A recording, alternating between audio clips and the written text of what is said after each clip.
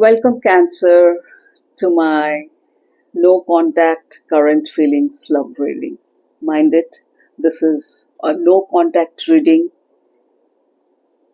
current feelings with current feelings, that is, those who are having no contact, less contact, or very less communication.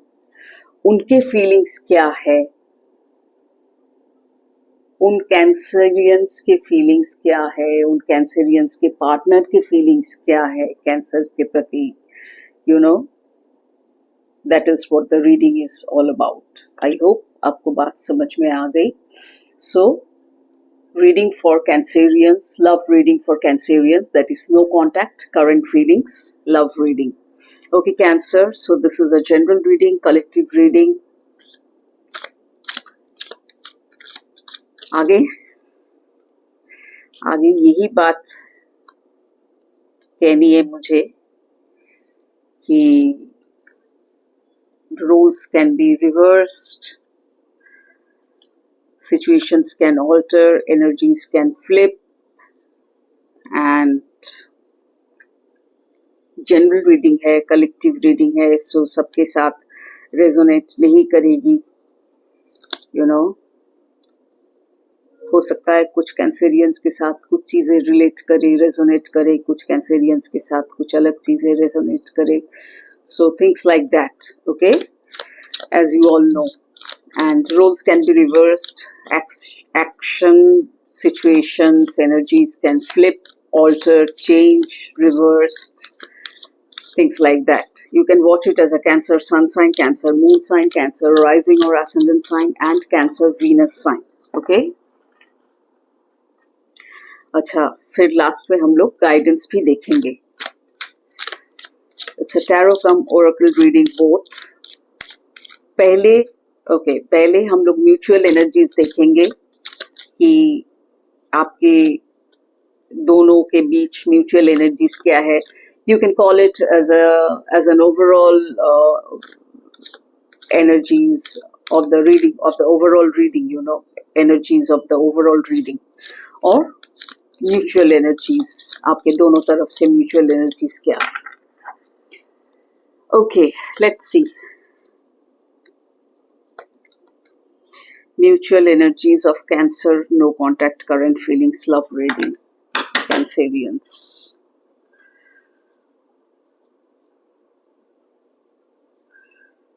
Cancer, it seems you are trying to create a balance within your bond, within your love life, in your love life, within your relationship, as if you're juggling with something, you know. It could be two persons, two people, or it could be two different situations, or one could be a person, one could be in the form of situation, you know. कुछ भी हो सकता है, but दो चीजें हैं.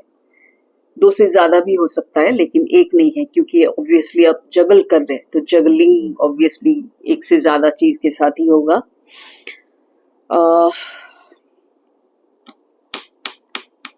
ये mutual energies की बात कर रही हूं मैं.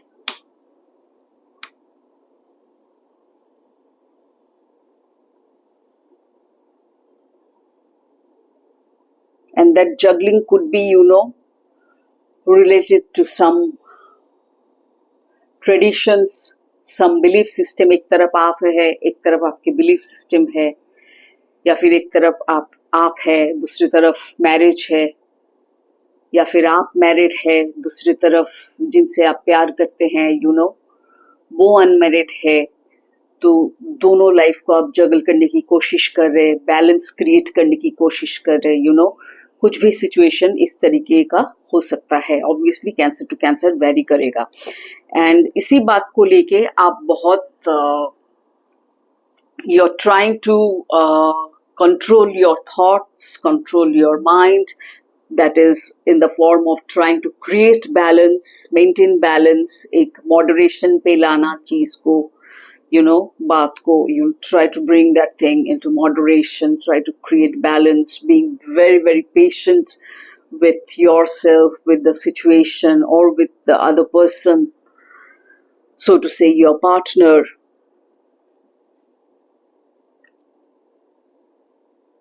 मेंटली, सॉरी, कह सकते हैं मेंटली, इमोशनली आप बहुत काम एंड पीसफुल एंड बैलेंस रहने की कोशिश कर रहे हैं, तो ये सब चीजें आपके म्यूचुअल एनर्जीज की तरफ से मैं देख रही हूँ, जो कि आपकी तरफ से भी हो सकता है, आपके पार्टनर की तरफ से भी हो सकता है, या फिर दोनों के तरफ से भी हो सकता है, from both the sides.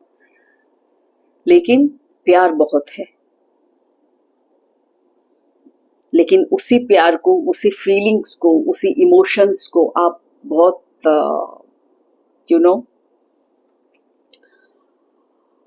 Authoritative mode में लाने की कोशिश करें, ताकि बैलेंस क्रिएटेड हो, मेंटेन्ड हो balance. Could be with the culture, the person you're in love with could be from a different culture, could be from a different community, could be having a different kind of a belief system altogether, which doesn't match to your belief system, So things can be like that. Anything is possible. Traditions को लेके कुछ, complications, तो इसी सब बात को लेके आप बैलेंस क्रिएट करने की कोशिश कर रहे cancers, both you and your partner. हो सकता है कुछ फ्रेंड्स भी इन्वॉल्व हो इसमें, लेकिन आप हैप्पी टाइम्स चाहते हैं। इस बात को लेके एक सोल्यूशन में लाके you want to feel that contentment basically within yourself. Could be you, could be your partner, Cancer. So this was all about the mutual energies. Now let's see. पहले मैं देखती हूँ, see basically person A, person B ऐसे भी बोला जा सकता है, क्योंकि रोल्स रिवर्स हो सकते हैं। अगर मैं कहूँ कैंसेरियंस ये आपका फीलिंग है, तो कोई बेसिकली कोई मायने नहीं रखता है, क्योंकि रोल्स रिवर्स होता है, एनर्जीज फ्लिप होते हैं। तो ठीक है, आई एम कंसिडरिंग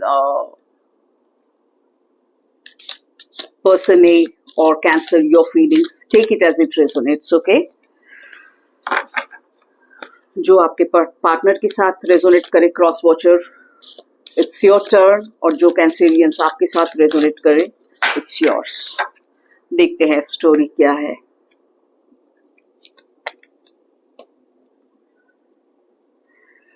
देखते हैं स्टोरी क्या है। यस, सी वेडिंग का कार्ड आ गया। वेडिंग को लेके ही कुछ है, मैरिज को लेके ही कुछ है, something to do with tradition, belief system.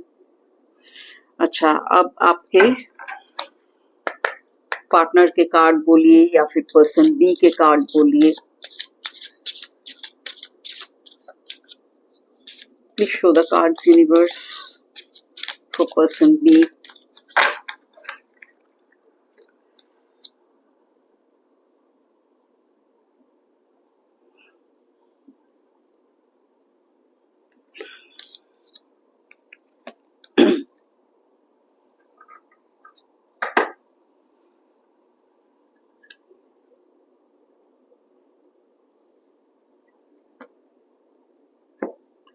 हो सकता है समथिंग टॉक्सिक कुछ क्रिएट हुआ है, जिसके वजह से आप दोनों के बीच ये नो कांटेक्ट पैदा हुआ है, because this is a no contact reading, okay. Now certainly I do see a heartbreak. एक इंसान वॉइड फील कर रहा है, एम्प्टीनेस फील कर रहा है अंदर से। एक इंसान हार्ट ब्रेक फील कर रहा है, इमोशनल पेन फील कर रहा है, कनेक्शन की जोड़ने की ख्वाहिश है। ये कनेक्शन जो अभी आधा अधूरा सा है या फिर टूटा हुआ है, क्योंकि नो कांटेक्ट रीडिंग है ये, with very less communication, could be separation, could be divorce, could be anything, तो कनेक्शन को जोड़ने की कोशिश कर रहे हैं आप, यू नो।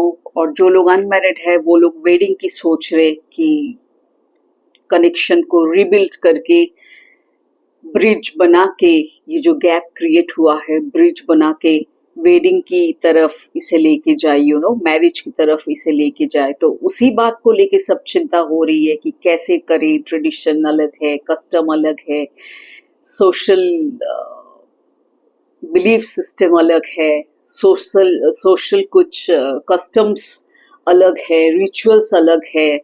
तो डिफरेंसेस मैं देख पा रही हूँ दोनों के बीच हैं कैंसर्स। लेकिन नेक्स्ट लेवल पे आप ले जाने की कोशिश कर रहे हैं, या फिर चाहते हैं, एटलीस्ट मन ही मन चाहते हैं, यू नो।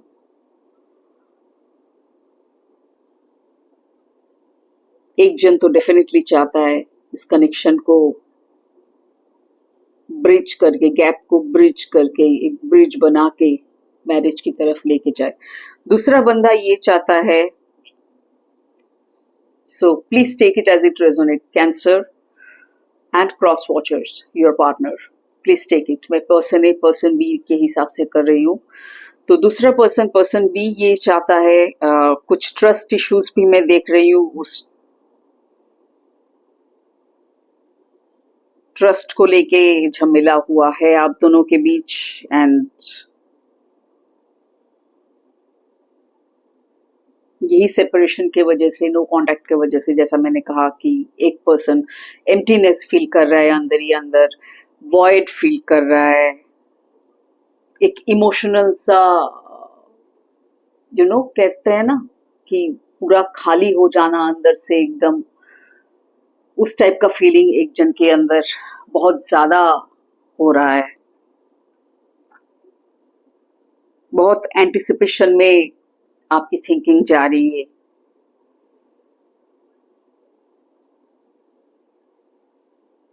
तो बी होपफुल, बी एक जन होपफुल है, एक जन कनेक्शन के बारे में सोच रहे, एक जन एंटिसिपेट कर रहे।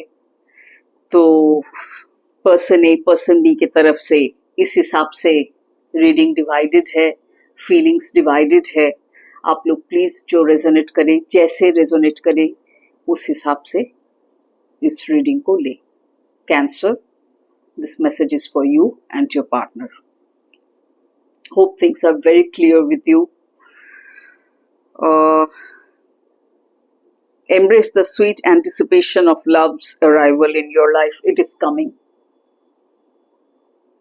आप दोनों ही, you know, factual बात ये है कि इस टॉक्सिसिटी से आप दोनों ही निकलना चाहते हैं, दोनों ही बॉन्ड को फिर से रिबिल्ड करना चाहते हैं।